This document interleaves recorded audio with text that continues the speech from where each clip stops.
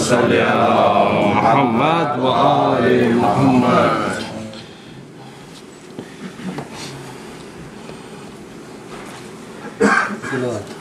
اللهم صل على محمد وآل محمد.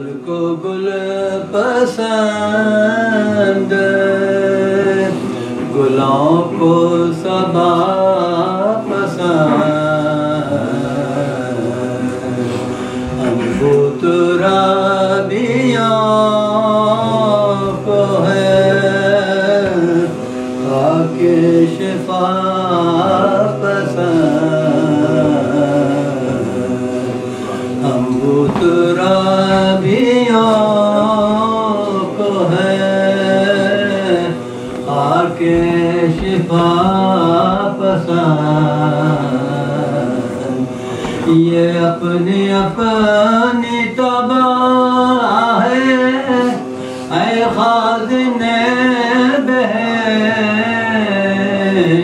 یہ اپنی اپنی تباہ ہے اے خازنے بہشت، تجھ کو رب پسند ہمیں کربلا پسند، تجھ کو رم پسند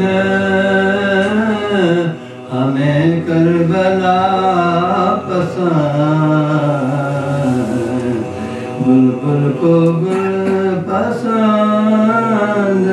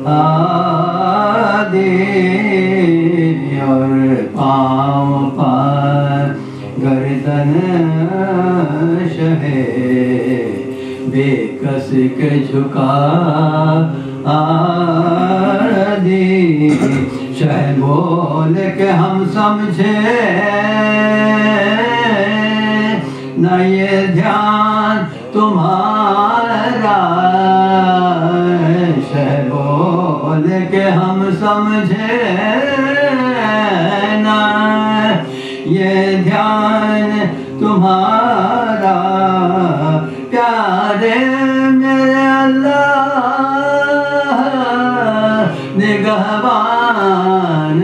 तुम्हारा जब बानों ने।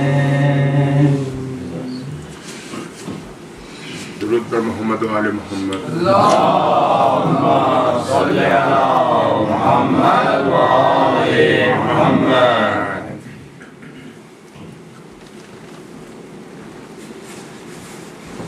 अल्लाहुम्मा सल्ली अला मुहम्मद व आले मुहम्मद।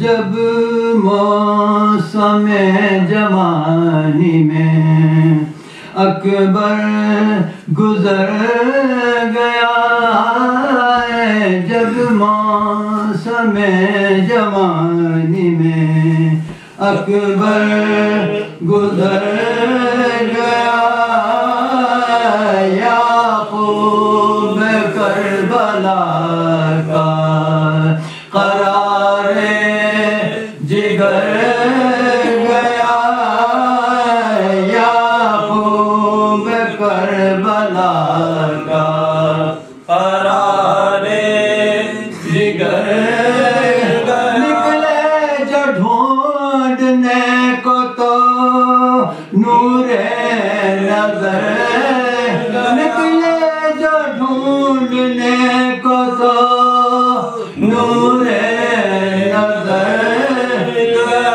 लाते थे, अरे मेरा यूसुफ किधर लाते थे, अरे मेरा यूसुफ किधर गया।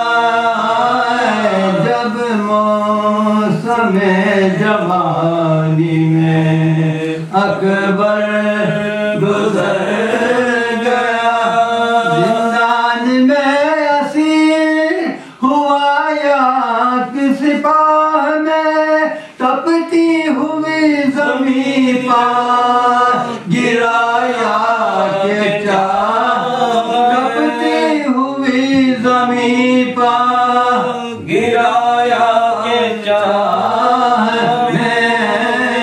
जब मौसम जवानी में अकबर गुजर गया, उम्मत ने कुछ रियायते खैरुल बशर न की, हम शक्ल मुस्तफा से भी कुछ दर गुजर न की, बिन ब्याह पाप नाए किसी ने नजर न की, बानों का बाग लूट लिया और खबर न की, काटा निहाल ताजा हमारा गजब किया, ज़ैनब के पोले बोसे को मारा गजब, ज़ैनब के पाले पोसे को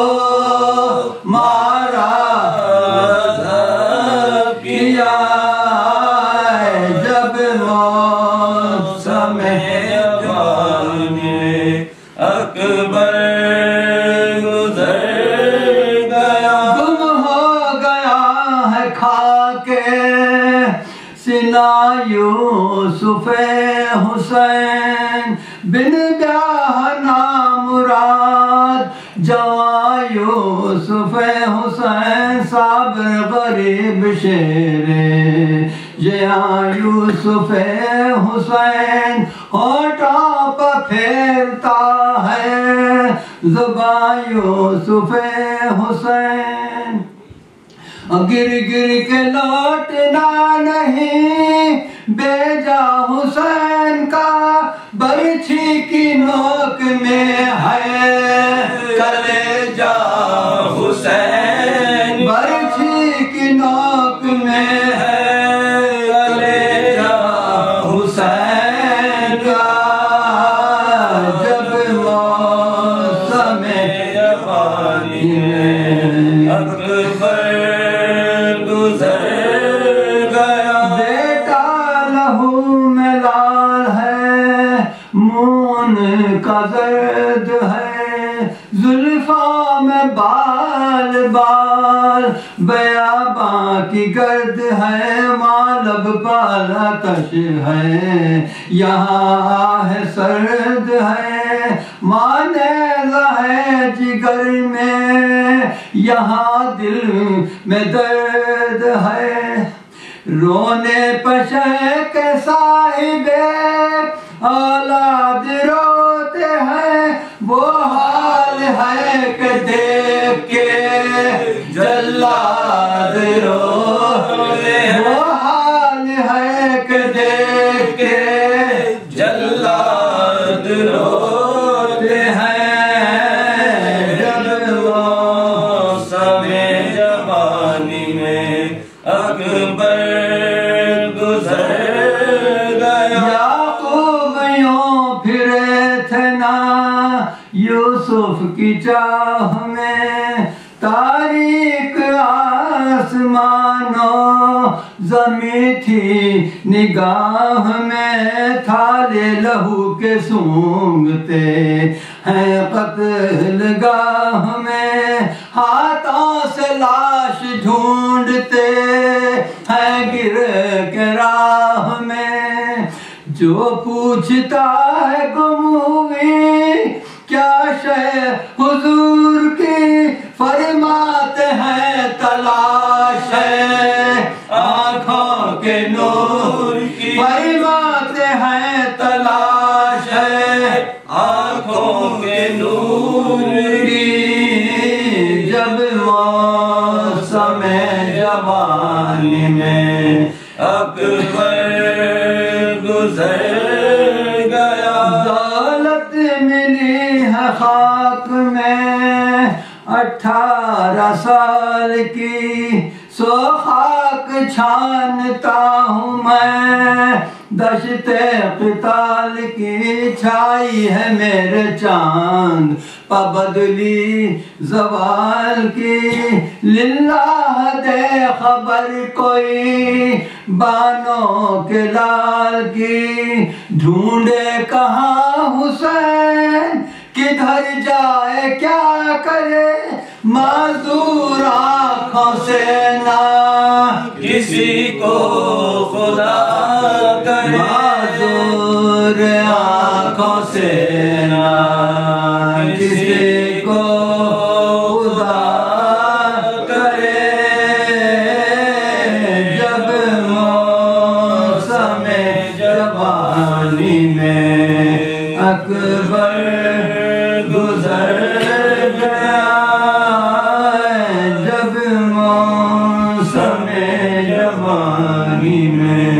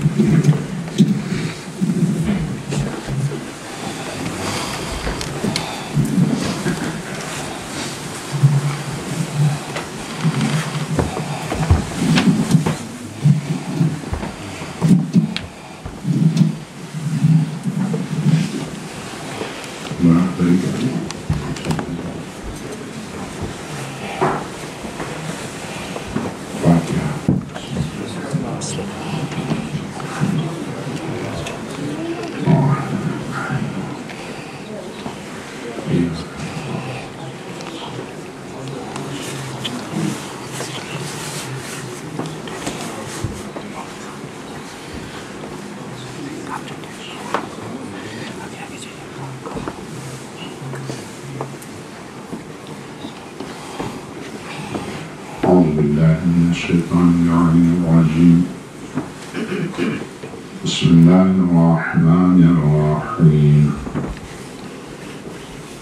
الحمد لله الذي لا يبلغ مدحته قائل ولا يحصي نعمه العبد ولا ولا يؤدي حقه المجتهدون الذي لا يدركه بعد الهمم ولا يناله غوث الفتن الذي ليس لصفته حد محدود ولا نعت موجود ولا أجل ممدود ولا وقت معدود فترى الخلائق بقدرته ونشر الرياح برحمته وابتدأ بالصخور ميدان أرضه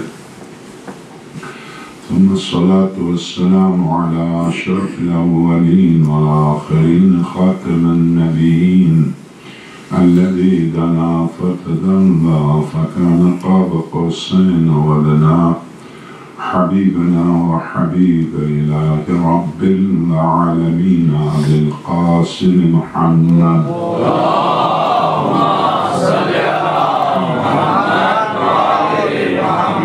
وعلى آله الأطيبين الأطهرين الغر الميامين المحجلين الذين أذهب الله عنهم الرجس وطهرهم تطهيرا اللهم صل على محمد وعلى محمد واللعنة الدائمة على أعدائهم أجمعين من أول يوم ظلمهم إلى لقاء يوم الدين وبعد فقد قال الحكيم في محكم كتابه العظيم بسم الله الرحمن الرحيم وقضى ربك أن لا تعبدوا إلا إياه وبالوالدين إحسانا إما يبلغن عندك الكبر أحدهما أو كلاهما فلا تقل لهما أف ولا تنهرهما وقل لهما قولا كريما واخفض لهما جناح الذل من الرحمة وقل ربي ارحمهما كما ربياني صغيرا صلوات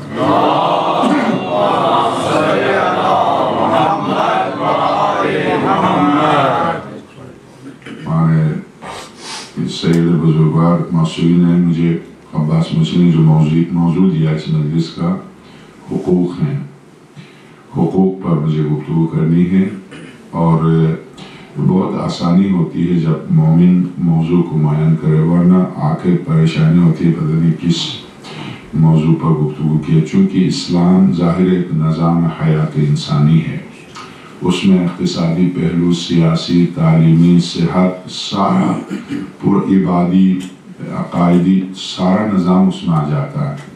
تو اس میں اس کے کسی ایک پہلو پر گفتگو کے لیے انسان کی زندگی مختصر ہے، کہاں ایک جامع گفتگو پورے اسلام پر۔ یقیناً ہم سب جانتے ہیں کہ سرور کائنات اسلام کو پہنچانے میں 23 سال لگے ہیں۔ تو ایک چھوٹا سا طالب علم اسلام کے اوپر گفتگو جب آپ موضوع معین کرتے ہیں تو بولنے والے کے لیے بہت آسانی ہوتی ہے کہ اس موضوع کے دائرے میں گفتگو کرنی ہے۔ تو یہ میرے لیے آسانی ہے کہ بانی مجلس نے حقوق کے اوپر مجھ سے خواہش کی ہے۔ البتہ حقوق کے سلسلے میں بھی تقریباً 120 جلدیں جو بہار الانوار کی ہیں اور ہر جلد تقریباً 600 صفحات پر مشتمل ہے، 52 سے لے کے 56,000 صفحات ہیں۔ اس میں سب سے زیادہ حقوق ہی پر ہے، یعنی 20 جلدیں عبادات پر ہے، باقی سب حقوق کے اوپر ہے، 100 کے قریب جلدیں۔ حقوق میں اولاد کے حقوق، والدین کے حقوق، ہمسائے کے حقوق، بیوی کے حقوق، شوہر کے حقوق، اور اسی طرح سے حتیٰ جس حیوان کو آپ نے اگر کسی حیوان کو گھر میں پالا ہے تو اس کے حقوق، اگر آپ نے باغ لگایا ہے تو اس درخت کے حقوق جس کو آپ نے لگایا ہے، حقوق امام زین العابدین صلی اللہ علیہ وسلم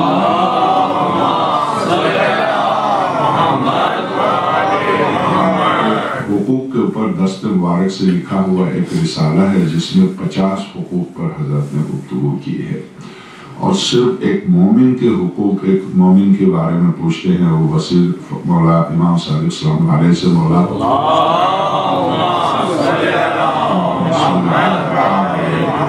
ایک مومن کے حقوق مومن پر کیا ہیں، تو مولا فرماتے ہیں مجھے ڈر لگتا ہے مجھے تو میں بتا دوں اور تو عمل نہ کرے۔ مولا آپ فرمائیں میں لکھ لوں، تو حضرت نے فرمایا ایک مومن کے حقوق، ایک مومن کے اوپر 7 حقوق ہیں۔ تو اسی طرح سے چونکہ معاشرے میں ہر فرد دوسرے فرد کے اوپر حق رکھتا ہے، اس اعتبار سے اگر آپ دین کو اعتقاد اور عمل میں تقسیم کر لیں، جو کہ 2 چیزوں کا مرکب دین کہلاتا ہے، اعتقاد اور عمل۔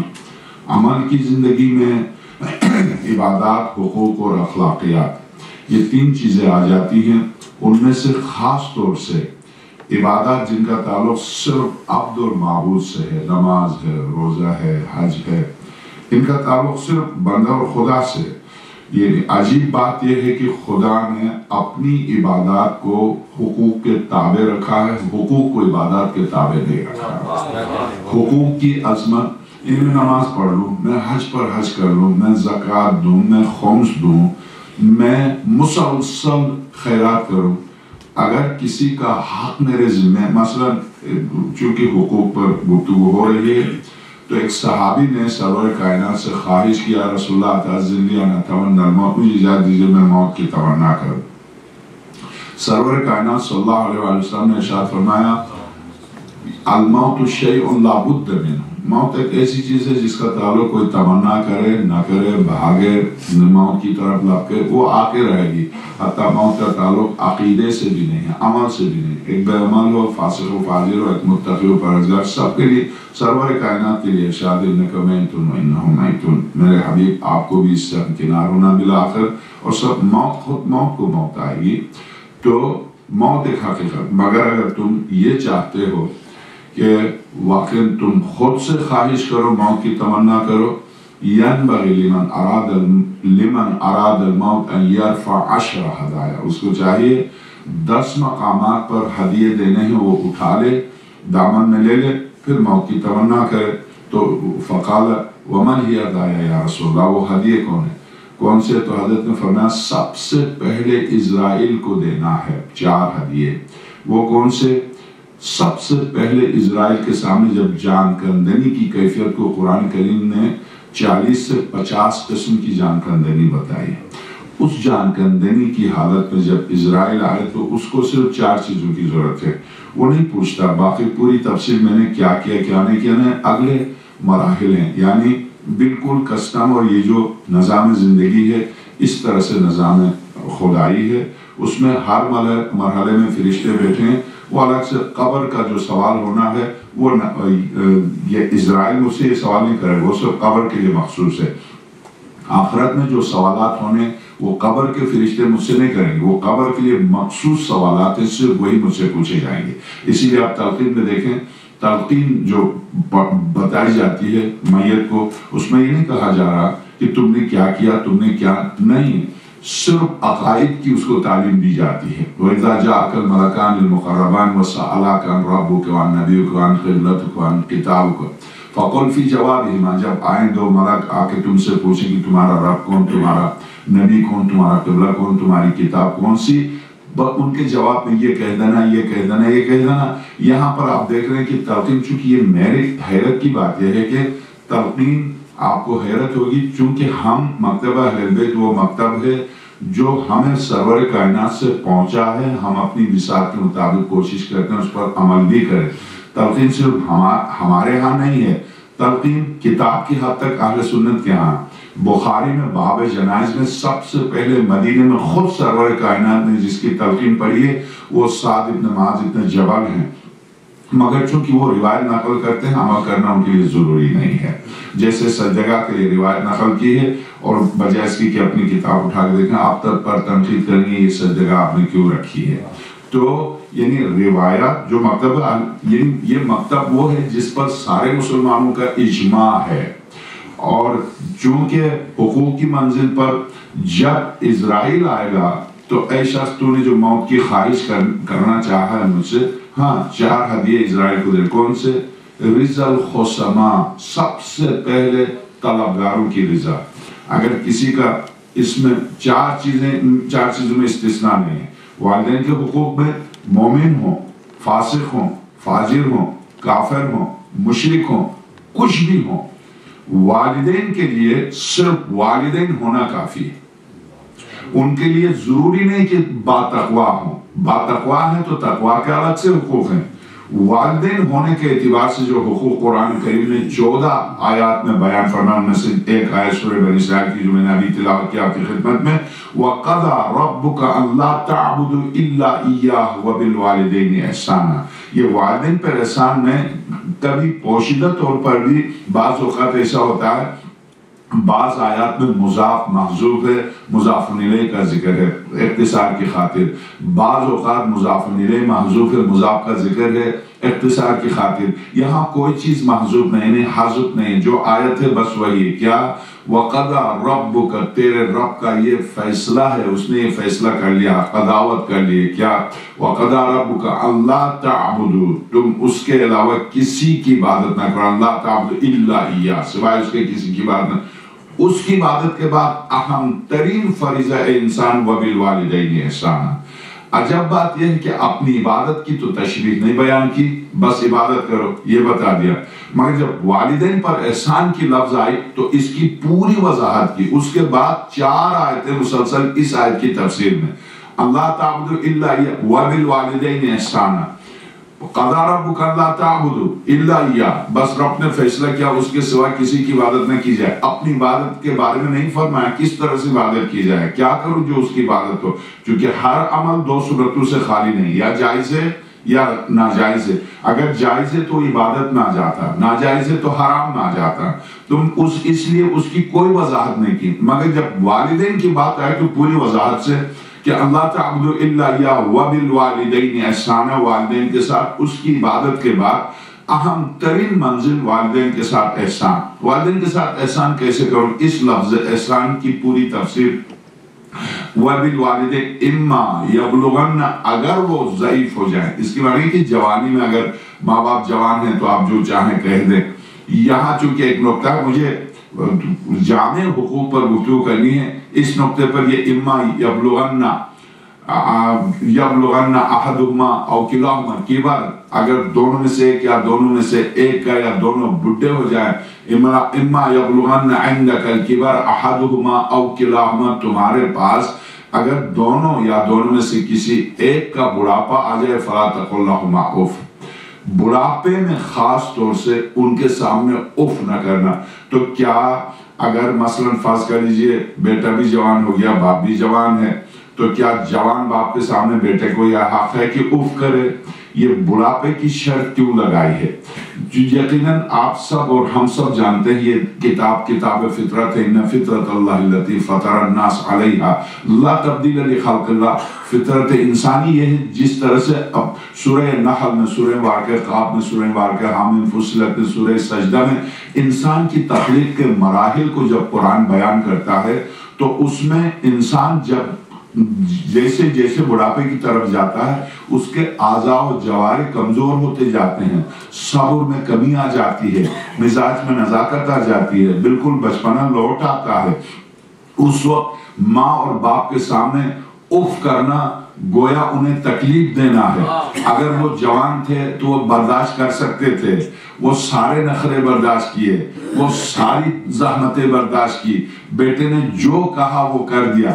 اب وہ اس منزل پر ہے کہ اب باپ جو چاہے وہ بیٹا کرے، یعنی ایک منزل پر قرآن نے والدین پر جو فرض قرار دیا تھا، اولاد نے جو چاہا، کہتے ہیں بچہ بچپنے میں شہنشاہ ہے، اس کے بعد غلام ہے، اس کے بعد مشیر یا وزیر ہے باپ کا، یعنی مومن کا تقسیم کیا ہوا جملہ ہے نحو البلاغہ میں۔ مگر جب بادشاہ تھا واقعاً بچہ تو بادشاہ کی طرح ماں باپ نے پالا، اپنی غربت، اپنی تمام تر فقر و فاقے کے باوجود بچے کو احساس نہیں ہونے دیا کہ والدین غریب ہیں، ساری محنت و مشقت اس کو شہنشاہ اور شہزادے کی طرح پالا۔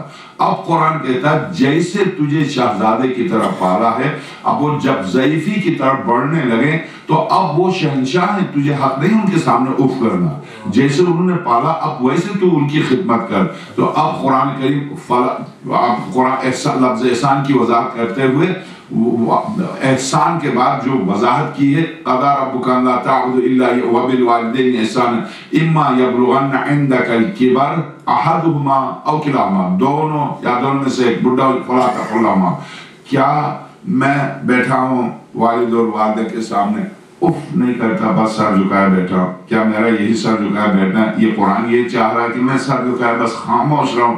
وہ کہیں اٹھ کے فلاں کام کر، میں خاموش بیٹھا ہوں.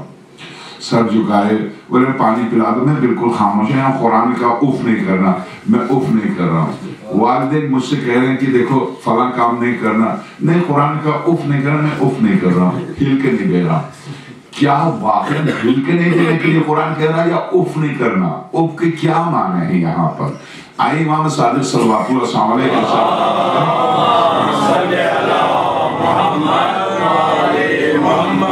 یہاں اف کے معنی اگر ماں باپ دونوں اولاد سے کوئی تقاضا کرتے ہیں، مثلا فرض کر لیجئے بچہ باہر سے دیر سے آتا، یا نہیں اب تو باہر جانے کی ضرورت نہیں، سب کچھ گھر میں ہے، انٹرنیٹ پر بیٹھا ہوا، اب ماں پکار رہی ہے، باپ پکارا، تو وہ فارغ ہی نہیں ہے. I'm busy dad، یہ بہت مشکل ہے بچے کے لیے. اور بیچارے والدین تڑپ رہے ہیں، کہہ رہے ہیں کہ بیٹے آ جاؤ. نہیں میں بیزی ہوں. کیا بیزی ہیں؟ انٹرنیٹ پر لگے ہوئے ہیں. یہ انٹرنیٹ پر لگے ہوئے ہیں، اب اف نہیں کر رہے ہیں. یعنی اس لیے اف نہیں کر رہے ہیں کہ احترام میں نہیں، انٹرنیٹ کی وجہ سے وہاں اف کرنے کی فرصت نہیں ہے. یہ کیا یہ اف قرآن کہتا ہے؟ یہ اف یعنی یہ یہاں پر اف نہ کرنا یہ مقصد ہے. واقعاً اگر آپ سورہ لقمان کی اس آیت کو ذہن میں رکھیں تو والدین کی عظمت عجیب منزل پر، یہ ہم سب جانتے ہیں. بعض اوقات بعض مومنین بھی جب فضائل بیان کیے جاتے ہیں تو اب بعض مومنین خاص طور سے ٹورنٹو میں دیکھا مرجعیت کو ہاتھ میں لیا ہے، شرک کا فتویٰ لگاتے ہیں، مرجع بن گئے ہیں. مرجع کی طرف رجوع کرنے کی ضرورت بھی نہیں. اب فوراً یاد رکھیے قرآن کریم کو سمجھنے کے لیے، کسی پر فتویٰ لگانے کے لیے ایسے نہیں ہے کہ آپ اسکول سے فارغ ہوئے یا یونیورسٹی سے فارغ ہوئے فوراً آپ مفتی بن گئے، یا میں ابا قبا پہن کے آیا تو بس میں مفتی بن گیا. نہیں، ہمارے ہاں مفتی مفت میں نہیں بنتا. ہمارا مفتی بننے کے لیے ہمارے ہاں 80 سال 60 سال لگ جاتے ہیں. ایسے بازار میں بس گھومے اور آگے مفتی بن گئے، اس طرح سے نہیں ہوتا.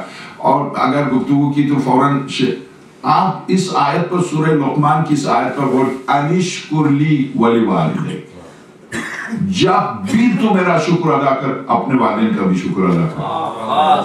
اب کوئی آ کے کہہ دے کہ شرک ہے. خدا کا شکر واجب ہے، عبادت ہے. خدا کہہ رہا میرا شکر میں تجھ سے قبول ہی نہیں کروں گا جب تک کہ وہ اپنے ماں باپ کا شکر ادا نہیں کرے. انشکر لی ولوالدیک، جب بھی تو میرا شکر ادا کر، بلا فاصلہ اپنے والدین کا شکر ادا کر. میں خدا، مجھے کیا زحمت تھی، مجھے کیا تکلیف تھی تجھے خلق کرنے میں. اذا اراد اللہ شیئا ان یقول له کن فیکون، جب وہ کسی شے کو وجود میں لانا چاہتا تو کہتا کن، ہو جاتی ہے. اسے کیا تکلیف ہے؟ تکلیف تو ماں نے اٹھائی ہے 9 مہینے رحم میں رکھ کر. تکلیف تو باپ نے اٹھایا مزدوری کر کے پال کے. جس ماں اور جس باپ نے مزدوری کر کے پالا ہے ان کا شکریہ ادا نہیں کرتا. تجھے واقعی اس وقت جو غیر شادی شدہ ہے، جو بچے ہیں میرے ساتھ، وہ شاید پریشان ہوں کہ یہ سارا مسئلہ ہمارے اوپر گر رہا. جب یہ ماں، جب یہ باپ بن جائیں گے تو کہیں گے وہ مولوی کہاں، اس کو لے کر.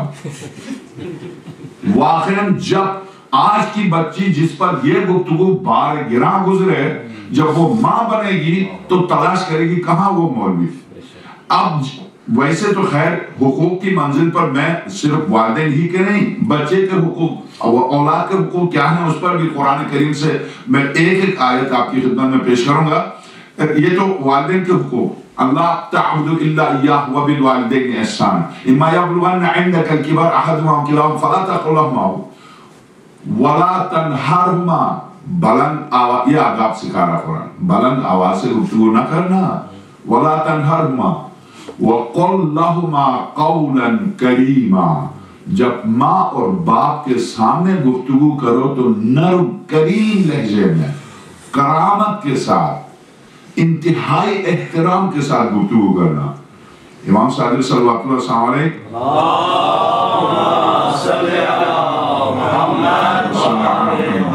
ایک صحابی آپ کے اور ان کا بیٹا بھی ساتھ تھا. حضرت نے دیکھا کہ بیٹا جوان ہے اور باپ کے کاندھے پر یوں وہ اپنا ہاتھ رکھ کے چل رہا، تو حضرت نے فرمایا اس عمر میں باپ کو چاہیے کہ تیرے کاندھے پر ہاتھ رکھے، یہ تو کیا کر رہا؟ تو یہ نہیں کر سکتا، باپ اس وقت تیرے بوجھ کو نہیں اٹھا سکتا، بس اٹھا لے یہی کافی ہے، یہ باپ ضعیف ہے تو جوان ہے، بجائے اس کی کہ باپ کے بوجھ کو اٹھائے تو باپ کے کاندھے پر ہاتھ رکھ کے چلا جا رہا۔ حضرت نے اس کو ٹوکا راستے میں۔ اس طرح کے ہزاروں واقعات ہیں۔ میں پوری کوشش کروں میری گفتگو صرف قرآن کریم کے حوالے سے۔ اولاد کے حقوق درست ہے کہ اولاد یہ نہ سمجھے کہ ہمارے کوئی حقوق نہیں ہے، نہیں، اولاد کے حقوق اس حد تک ہیں کہ سورہ مبارکہ صافات، یقیناً ہم سب جانتے ہیں کہ انبیاء الہی خدا کے احکام کے تابع ہیں، اور احکام الہی میں اولاد، ماں باپ، سب انبیاء الہی بارگاہ الہی میں نثار کر دیتے ہیں، سب کچھ بارگاہ الہی میں نثار کر دیتے ہیں انبیاء الہی، مگر جب حقوق کی بات آتی ہے تو آپ غور کیجئے سورہ واقعہ صافات کی آیت، یا بنیہ انی ارا فی المنام انی اذبحک، میرے لال میں مسلسل خواب میں دیکھ رہا ہوں کہ میں تجھے ذبح کر رہا ہوں، فانظر ماذا تری، یہ بتاؤ تمہاری رائے کیا ہے۔ یہ حضرت ابراہیم خلیل کا بیٹے سے رائے لینا، یہ بیٹے کے حق کا اعتراف ہی نہیں ہے، پورا حق دینا ہے، پورا بیٹے کو حق دینا ہے، جبکہ حکم خدا ہو چکا ہے۔ حکم خدا میں کسی کی رائے کی ضرورت کیا ہے؟ نہیں، بالغ ہے، یعنی بالغ اس معنی میں اگرچہ 8 سال کے تھے، بالغ اس معنی میں رشید ہیں، یعنی وہ صحیح اور غلط کو سمجھ سکتے ہیں، درست اور نادرست کو سمجھ سکتے ہیں۔ تو یہ آیت ہمیں درس دیتی ہے فرائض الہی کی منزل پر بھی بچہ اگر بالغ ہے تو اس پر تھوپا نہ جائے۔ یہ آیت ہمیں درس دیتی ہے اس پر تھوپا نہ جائے، اس سے رائے لی جائے، وہ اب اس قابل ہے، وہ اسکول گیا، وہ کالج گیا، اس نے انٹرنیٹ پر اس نے اپنی عمر ضائع نہیں کی، اس نے بھی پڑھا ہے، اس نے بھی کچھ لکھا، وہ بھی دنیا دیکھ رہا، بلکہ وہ کچھ دیکھ رہا جو ہم آپ دیکھ بھی نہیں سکتے۔ تو ایسی صورت میں اس کے پورے حقوق کا تحفظ ہے اس سورہ صافات کی آیت میں، یا بنی انی ارا فی، جبکہ تعبیر دیکھیے کیا کیا حضرت اسماعیل نے، یا ابتی افعل ما تؤمر، بابا جو آپ کو حکم دیا گیا کر ڈالیے۔ تو اسماعیل ذبیح باپ کے خواب کو حکم خدا سے تعبیر کرتے ہیں، اور یہ جانتے ہیں کہ نبی کا خواب حکم خدا ہے، وحی الہی ہے، وحی الہی کی منزل پر خلیل خدا بیٹے کو یہ پورا حق دیتے ہیں کہ بیٹے کی رائے لیں، بیٹے کو اپنی خوشی سے شامل کر لیں، بیٹے کو خوش رکھیں۔ یہ والدین پہلے اپنے اولاد کے حقوق ادا کر کے پھر توقع رکھیں کہ اولاد حقوق ادا کرے گی۔ اگر والدین نے جس وقت والدین کو حقوق ادا کرنے تھے نہیں کیے، اب بعد میں آ کے مولوی سے کہیں کہ بیٹی نکل گئی ہے، بیٹا نکل گیا ہے، بیٹی بھاگ گئی ہے، تعویذ لکھ دیں۔ تعویذوں سے اگر اولاد درست ہوتی تو انبیاء الہی اپنی اولاد کو درست کرتے، نوح اپنے بیٹے کو درست کرتے۔ تعویذوں سے اگر درست ہوتی تو حضرت آدم کیوں ایک بیٹے کو کیوں قاتل ہوا قابل؟ تعویذ کیا؟ نبی ہیں، ہاتھ اٹھاتے درست۔ تربیت کے ذریعے اولاد درست ہوتی ہے، تعویذات سے درست نہیں ہوتی ہے۔ آپ بلا وجہ اپنا وقت بھی سرمایہ بھی ضائع نہیں کریں۔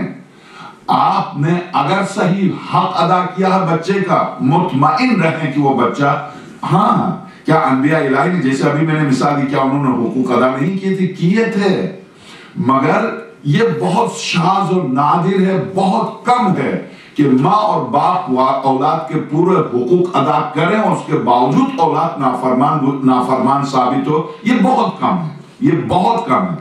اس کی مثال آپ پورے معاشرے پر اس کی مثال کو نہیں تھوک سکتے، یہ بہت کم ہے۔ درست ہے کہ آدم و حوا نے اسی گود میں سب کو پالا، درست ہے کہ حضرت ابراہیم خلیل نے اسی گود میں، مگر حضرت یعقوب کو دیکھتے ہیں جس گود میں، جس دامن میں یوسف پلے ہیں، اسی میں دوسرے بھائی بھی پلے ہیں، مگر دوسرے بھائی ظالم و ستمگر نکلتے ہیں، ایک بھائی کو لے جا کے کنویں میں ڈالتے ہیں۔ یہاں بھی حضرت یوسف، اب آپ دیکھیے والدین کے حقوق، حضرت یوسف جب خواب دیکھتے ہیں، وہاں باپ نے دیکھا بیٹے سے متعلق، بیٹے نے کہا یا ابتی افعل ما تؤمر ستجدنی انشاءاللہ من الصابرین۔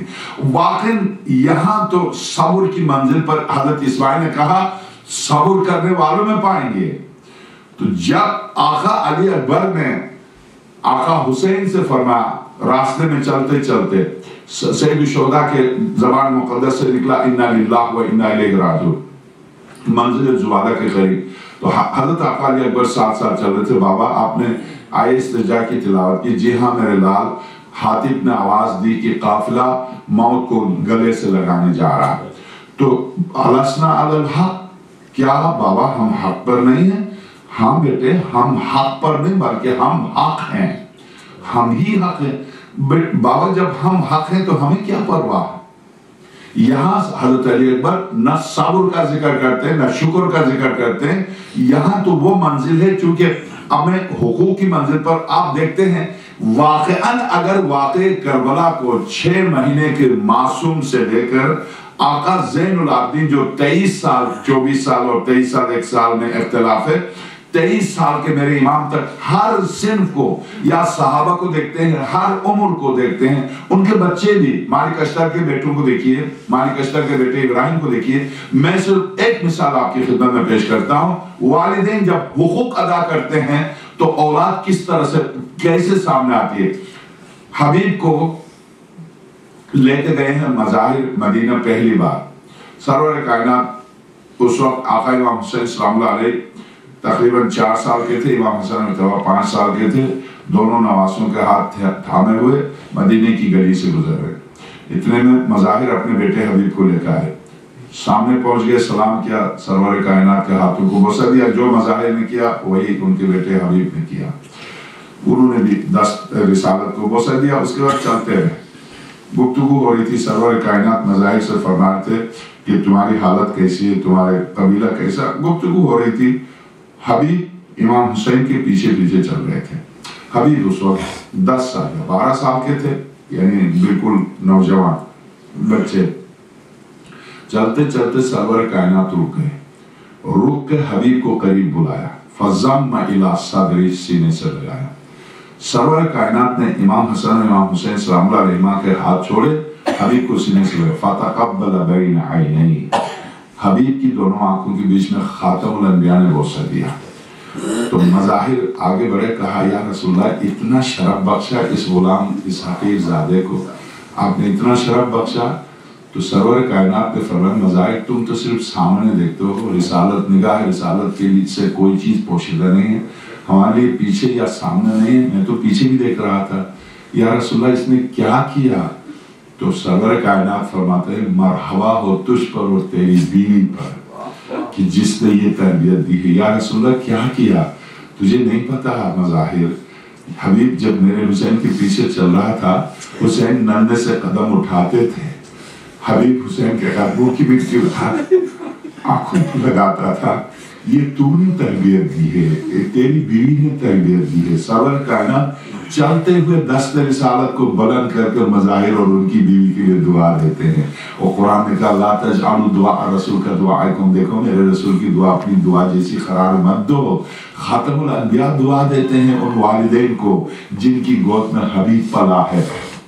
اسی طرح سے واقعاً آنے والے امام زمانہ کے لیے اگر آپ نے ایک بچے کی تربیت کی، 10 بچے دیے تھے خدا نے، 8 بچے دیے تھے، 4 بچے دیے، ایک بچے کی تربیت کی تو شہزادی کونین نے قسم کھائی ہے کہ کوئی بچہ بھی ہماری ولایت پر دنیا سے جائے گا تو جنت کے دروازے پر جب جائے گا خدا کہے گا چلا جا. کیوں نہیں جا رہا؟ میرے معبود میں نہیں جا سکتا. کیوں نہیں جاتا؟ جن والدین نے مجھے پالا ان کو چھوڑ کے کیسے جاؤں؟ جنت کے دروازے پر کھڑے ہو کر بچہ نہیں جائے گا. کہا میرے معبود جنہوں نے مجھے پالا ان کو چھوڑ کر میں کیسے جاؤں گا؟ تو میں عرض کروں حقوق کی منزل پر اگر واقعاً والدین نے اولاد کے حقوق ادا کیے ہیں تو پھر اولاد پر کیا ذمہ داری عائد ہوتی ہے؟ اولاد پر ان کا فریضہ کیا ہے کہ اللہ تعبدوا الا اياه وبالوالدين احسانا اما يبلغن عندك الكبر احدهما او كلاهما فلا تقل لهما ولا تنهرهما وقل لهما قولا كريما.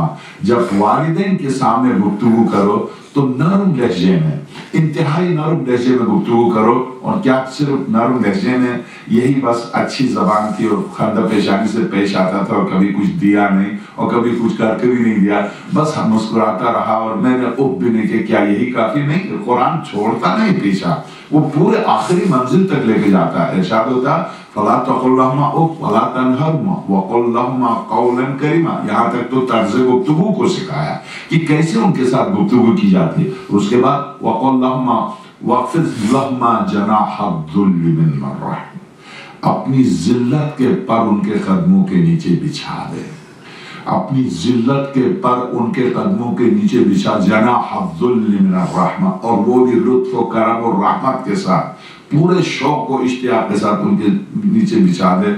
اگر وہ قدم رکھ کے چلتے ہیں تو ہاتھوں کو بلند کر کے کہیں قل ربی ارحمہما کما ربیانی صغیرا۔ آپ نے دیکھا اس ایک آیت کے اندر خدا نے رب کا لفظ پہلے اپنی ذات کے لیے استعمال کیا، ربی میرے پروردگار، ارحمہما ان دونوں پر رحم کر، کما ربیانی، ربیانی رب ہی کا تسنیہ ہے، ان دونوں رب پر تو رحم کر اے میرے رب۔ خدا نے رب کی لفظ کو اپنی ذات کے لیے استعمال کیا پہلے آیت کے پہلے ٹکڑے میں، اب دوسرے ٹکڑے میں والدین کے لیے استعمال کیا، جیسے انہوں نے بچپنے میں میری تربیت کی ہے۔ خدا کی قسم یہاں پر اس ایک جوان آیا، اس نے کہا یا رسول اللہ میں چاہتا ہوں ماں کے حقوق ادا کروں، تو سرور کائنات نے فرمایا اے جوان، یہ جو سامنے احد کا پہاڑ جو تجھے نظر آتا ہے اس کو سونے میں تبدیل کر کے لا کے ماں کے قدموں میں ڈال دے، تو جس لمحے تجھے ماں نے جنا ہے اس لمحے کی قیمت تو ادا نہیں کر سکتا۔ یہ ماں تھی جب تیرے سر میں درد ہوتا تھا، گپ اندھیرے میں گود پہ لے کے تجھے رات بھر جاگتی تھی، یہ ماں تھی جو تیری آنکھوں میں آنسو آنے سے پہلے تڑپ کے روتی تھی، میرے معبود یہ میرا لال، اسے تو صحت دے، میرے معبود تو میری زندگی میں اس کو دے دے۔ عجب ہے شہید بزرگوار مطہری حقوق، یعنی داستان راستان نامی کتاب اردو میں بھی ہے یہ کتاب، اس میں بنی اسرائیل کے ایک جوان کا واقعہ نقل کرتے ہیں، کہتے ہیں عروع زمین پر رحمت الہی یا تو سرور کائنات کو قرآن کریم نے کہا وما ارسلناک الا رحمت للعالمین، یا پھر قرآن نے خود قرآن نے کے بارے میں ارشاد فرمایا وننزل من القرآن ما هو شفاء ورحمت للمؤمنین، یا پھر ماں ہے کہ جس کے بارے میں سورہ بارکہ مریم میں، سورہ بارکہ ہود میں حضرت سارہ کے بارے میں، سورہ مریم میں حضرت مریم کے بارے میں، سورہ آل عمران میں، اور خاص طور سے سورہ قصص میں۔ واقعاً سورہ قصص کی جب ابتدائی 7 آیات پڑھیں گے تو آپ دل تھام کے بیٹھ جائیں گے، دل تھام کے بیٹھ جائیں گے۔ میں ترجمہ کرتا ہوں، جب حکم ہو گیا موسیٰ کی ماں کو، اے موسیٰ کی ماں بچے کو بکسے میں بند کر کے دریا میں ڈال دیں، ہم تجھے لوٹا دیں گے، ہم تیری طرف لوٹا دیں گے، ہم تجھ سے وعدہ، سورہ قصص آیت نمبر 6، ہم تیری طرف لوٹا دیں گے۔ جب خدا وعدہ کر چکا تو ایک نبی کی ماں ہے، ظاہر نبی کی ماں آپ جانتے ہیں ماں منتخب ہوتی ہے، نبی کی ماں منتخب ہوتی ہے، ایک نبی کی ماں ہے۔ جب خدا نے وعدہ کیا کہ موسیٰ کو تیری طرف لوٹا دیں گے، بکسے میں بند کر کے دریا میں ڈال دو، حضرت موسیٰ کی والدہ نے بکسا بنوایا، لے کر آئی اور فرعون کے خوف سے حضرت موسیٰ کو بکسے میں ڈالا، بند کر کے دریا میں ڈالا۔ آیت نمبر 6، 7، 8، 9، 9ویں آیت کیا کہتی ہے؟ لولا ربطنا علی قلبہا، اگر موسیٰ کی ماں کو عین وقت پر ہم اس کے دل کو مضبوط نہ کرتے تو اس بہتے ہوئے بکسے کو دیکھ کے ماں کا دل پھٹ جاتا۔ سورہ قصص، ماں کا دل پھٹ جاتا۔ عجب ہے، خدا نے وعدہ کیا ہے کہ تیری طرف بچے کو لوٹا دوں گا، مگر عجب ہے ماں، عجب ہے ماں کہ ماں کی منزل ہی عجیب ہے کہ دیکھتی ہوئے بکسے کو تو ڈال دیا چونکہ خدا نے وعدہ کیا، مگر اب بکسہ کیا بہ رہا؟ ماں کی روح بہ رہی ہے، ماں کا دل بہ رہا اس بکسے میں، موسیٰ کی صورت میں۔ سب دریا کے کنارے کھڑی ہیں، دریا نیل کے کنارے دل تھام کے کھڑی ہیں۔ آیت نمبر 9، اگر ہم وَلَوْلَا رَبَطْنَا عَلَىٰ قَلْبِهَا، ہم اگر مزید اس کے دل کو مضبوط نہ کرتے تو قریب تھا کہ موسیٰ کی ماں کا دل پھٹ جاتا، موسیٰ کی ماں کا دل پھٹ جاتا۔ یہ تو سورہ قصص۔ اب آئیے شہید بزرگوار آیت اللہ شہید مطہری کہتے ہیں کہ جب دیکھا ایک بنی اسرائیل کا ایک جوان غصے میں تھا، بالکل بھوکا آیا تھا، کھانا تیار نہیں تھا، پورا واقعہ میں نہیں سنانا چاہتا ہوں. اسے غصہ آیا، ماں سے کہا کھانا تیار نہیں کیا. تو ماں نے کہا میرے لال ابھی بناتی ہوں. میں نے سوچا کہ گرم گرم آپ کو بنا کے دوں. کیا گرم گرم؟ اسے اتنا غصہ آیا، اس نے خنجر اٹھایا، ماں کو ذبح کر دیا اور ماں کے گلے پر خنجر چلا کے بہتے ہوئے خون کے ساتھ بھاگا جا رہا تھا. پاگل ہو کے بھاگا جا، سامنے پتھر تھا، کٹی ہوئی رگوں سے آواز آئی، میرے لال سامنے پتھر ہے، گر نہ جان. ماں عجب ہے، کٹی ہوئی رگوں سے آواز آتی ہے، میرے لال سامنے پتھر ہے، کہیں تو گر نہ جانا.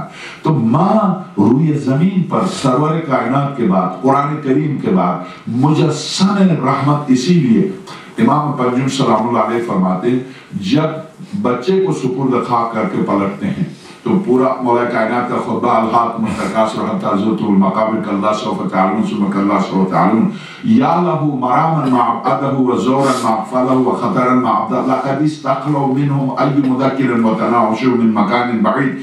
یہ جملہ کیا مطلب ہے مولا کا؟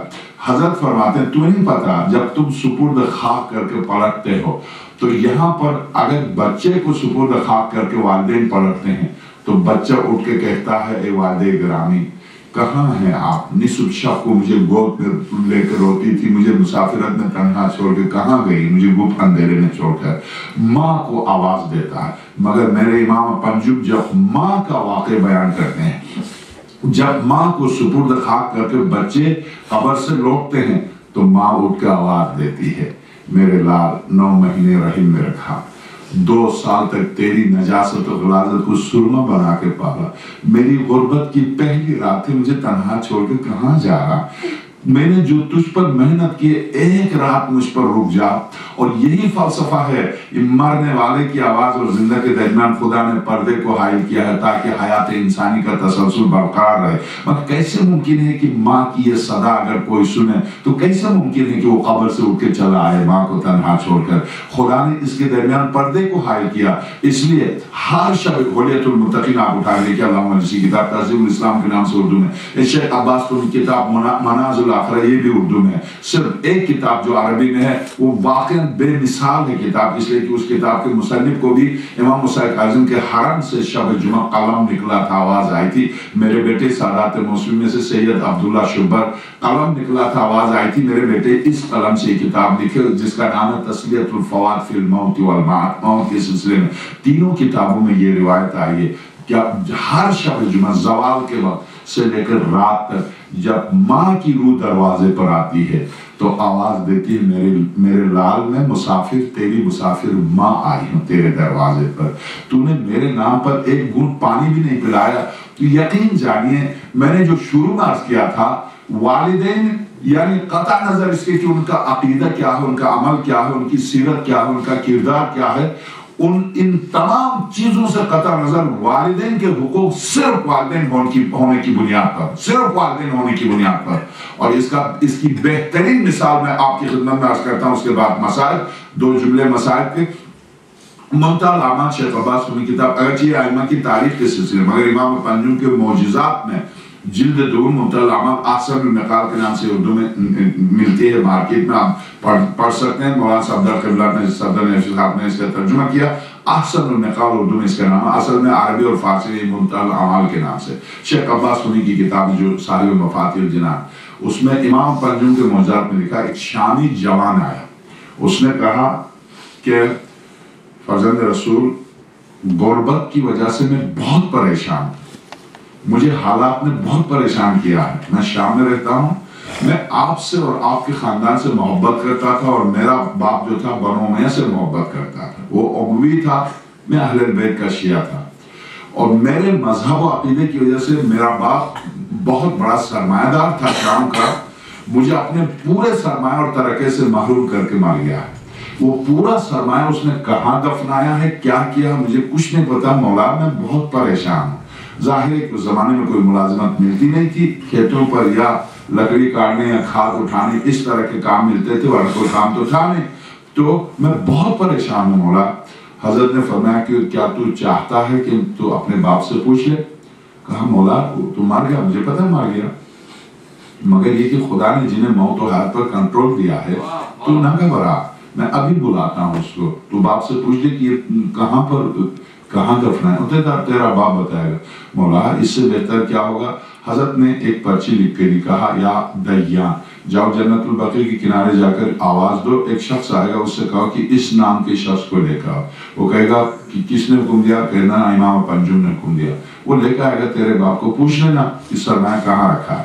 تو یہ گیا جنت البقیع کے کنارے جا کر اس نے آواز دی، آیا ایک شخص لمبے قد کا، کہا کیا بات ہے، تم نے کیوں بلایا؟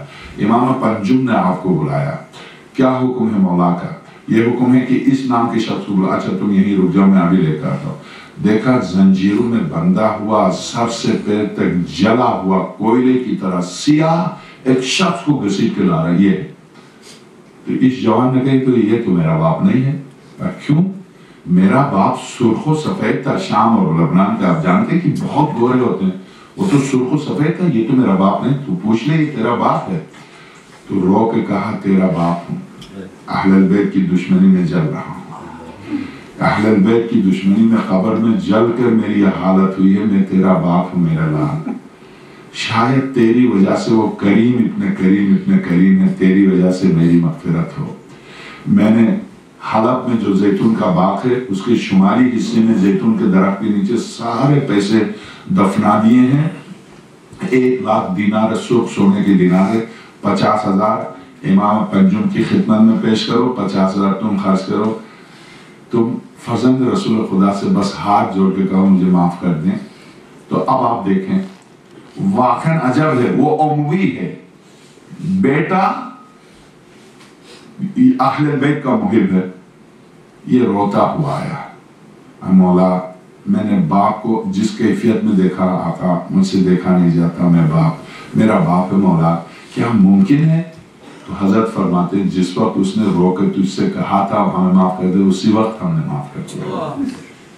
بیٹا اگر صالح ہو، اولاد صالح ہو تو تمام تر اس طرح کے ہزاروں واقعات ہیں، تمام تر والدین کے جرائم کو بخشوا سکتی ہے، اسی لیے کہ اولاد کی تربیت پر اگر توجہ دی ہے تو مطمئن ہو جائیے، آپ اولاد کے حقوق سے پوری توقع رکھیں، مگر اس کے باوجود اولاد یہ نہ سمجھے کہ اگر حقوق ادا نہیں کیا، اگر کوتاہی کی تو ہم آزاد نہیں۔ میں نے شروع میں عرض کیا بغیر اس کے کہ والدین حقوق، بلکہ اس آیت کی تفسیر میں وقف جناح الذل من الرحمہ، اپنی ذلت کی سورہ بنی اسرائیل کے اپنی ذلت کے پر ان کے نیچے بچھا دیں اور ہاتھوں کو بلند کر کے کہتے ہیں قل ربی ارحمہما کما ربیانی صغیرا، تفسیر صافی، تفسیر نمونہ، تفسیر المیزان، تمام تفاسیر میں امام صادق اسلام علیہ کا ارشاد ہے ان کانا ظالمان، بس یہ ذہن رکھیے، بس آخری جملہ، اگرچہ والدین ظالم ہی کیوں نہ ہو، یہ ظالم کی مثال آ گئی نا سامنے، وہ عمومی ہے،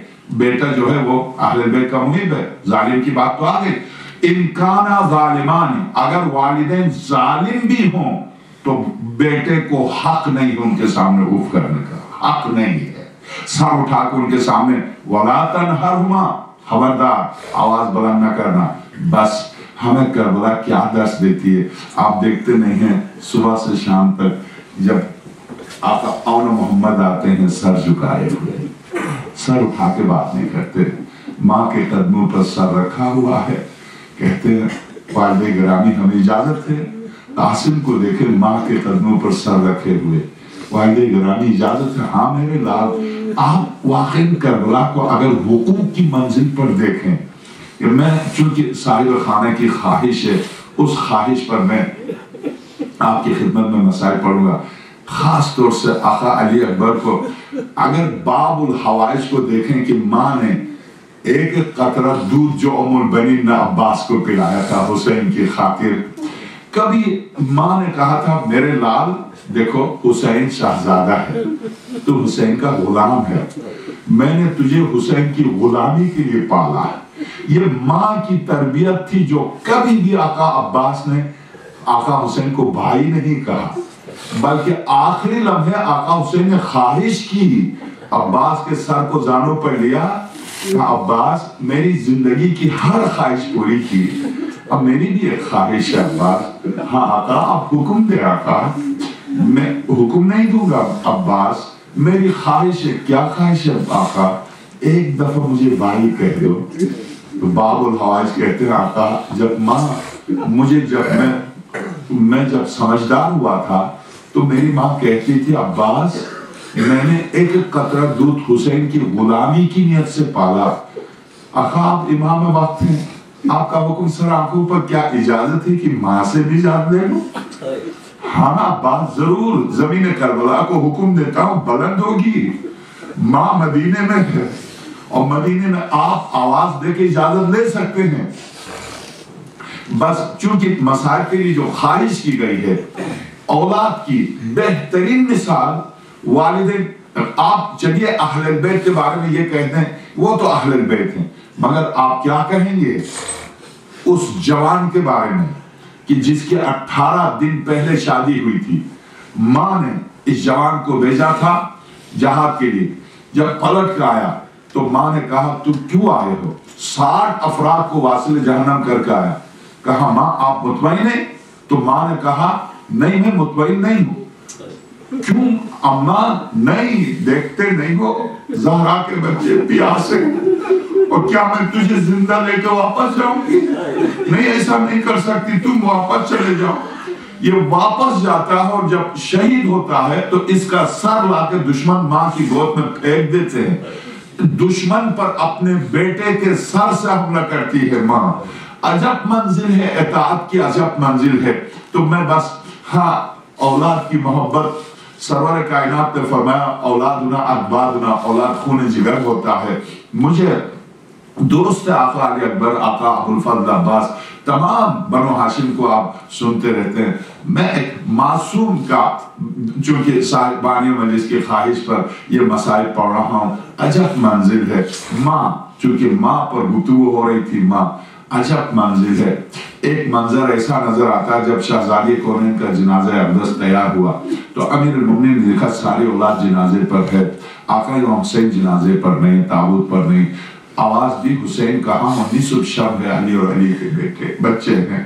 جنازہ تیار ہوا, شہزادی کہا اب مدینہ سارا سو رہا. امیر المومنین آواز دی حسین, دیکھا دروازے کے ساتھ میرے آقا حسین کھڑے. حسین ہاں بابا آجا میرے لال ودا کر لو. بابا میں نہیں آؤں گا. کیوں نہیں آؤں گا؟ جب تک ماں خود تجھے آواز نہیں دے. عجب منزل ہے, یہاں شہزادی آواز دیتی ہے میرے لال آ جاؤ, ابھی ماں کو دفنایا نہیں, آ جاؤ. یہاں شہزادی ہے کربلا میں. اب میں کربلا کی ایک ماں کو آپ کی خدمت میں پیش کرتا ہوں. باب الحوائج کے جنازے پر گئے, آقا علی اکبر کے لاشے کو اٹھا کر آیا, آقا قاسم کو لے کر آئے, مگر ایک ننھی سی لاش کو جب لے کر آئے 7 قدم آگے بڑھتے ہیں آقا حسین اور 7 قدم پیچھے ہٹتے ہیں, یہ سوچ کر کہ یہ ننھی سی لاش ماں کو کیسے دوں؟ ماں سے تمہیں لے کے گیا تھا پانی پلانے کے لیے, اب میں ماں کو کیسے دوں؟ عمل عاشور میں آپ نے دیکھا 7 قدم آگے بڑھتے ہیں 7 قدم پیچھے, ماں کو نہیں دے پاتے. خیمے کے دروازے پر نو کے نیزے سے ننھی سی قبر کھودتے ہیں, سپرد خاک کرتے ہیں. ماں خیمے میں منتظر ہے, اب علی اصغر آئے گا, اب علی اصغر آئے گا. خیمے جل گئے, سید الشہداء شہید ہوئے, علی اصغر نہیں آئے. نصف شب تھی, سب جلے ہوئے خیموں کے باہر معصوم بچے اور خواتین عصمت. تو دیکھا دور سے ایک سایہ نظر آیا. شہزادی زینب نے حضرت ام کلثوم سے کہا ان کو سنبھالو, میں 2 قدم آگے بڑھ کے دیکھتی ہوں یہ کون آ رہا؟ میرے بچے. اب تو کچھ نہیں رہا, کون آ رہا ڈوبنے کے لیے؟ 2 قدم آگے بڑھی, دیکھا کوئی خاتون آ رہی. مننت تو کون ہے؟ کہا انا زوجۃ الخور, شہزادی میں خور کی بیوی ہوں. کیوں آئی ہو؟ میں پانی لے کے آئی ہوں. تو شہزادی نے فرمایا اے خور کی بیوی, تیرا میاں بھی ہمارا مہمان ہوا تو خیموں میں پانی نہیں تھا, اب تو نصف شب کو مہمان ہو رہی جبکہ خیمے بھی نہیں ہیں. تو کہا شہزادی نہیں میں پانی لے کے آئی ہوں. راوی کہتا کہ ابو فرات ابن مخنب کہتا, ابو مخنب کہتا میں نے دیکھا کوئی شہزادی کوئی معصوم نہیں اٹھا پانی کے لیے. ایک ماں اٹھی, شہزادی زینب کے سامنے ہاتھ جوڑ, شہزادی اجازت ہے؟ کہا بابی کیا کریں گی شہزادی, آپ اجازت دے دیں. کیا کریں گی بھابی پانی پئیں گی؟ نہیں شہزادی اب کیا پانی پیوں گی؟ اور شہزادی نے جانتی اور کی بیوی کے ہاتھ سے پانی لیا، وہ اندھیرا صحرا کی طرف چلی۔ جب صحرا کی طرف چلی تو شہزادی زینب نے دامن تھام کے کہا بھابی کہاں جائے؟ شہزادی پانی پلا، آواز ڈوکی میرے لال علی اصغر، ماں پانی لے کے آئی، مجھے آواز دے تو کہاں ہے؟